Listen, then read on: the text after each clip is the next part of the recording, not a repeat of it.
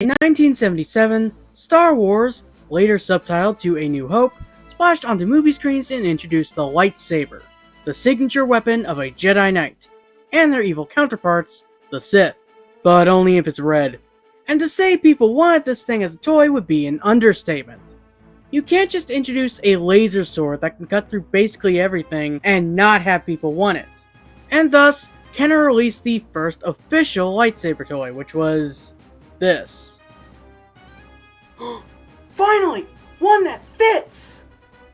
So this was an inflatable blade with just a flashlight at the bottom. Probably the most safe option for a lightsaber toy, but definitely not the most fun.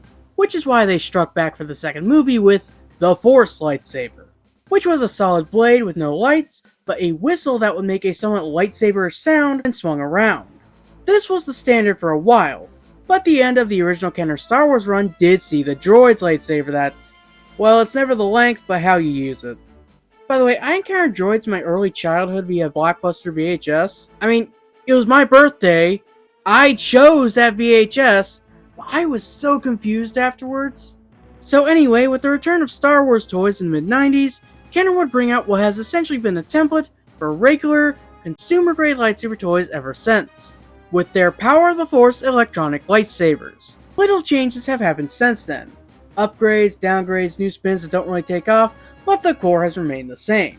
Character-specific hilt, blade that only retracts up to a small section at the bottom, and lights and sounds that react to impact and sometimes movement.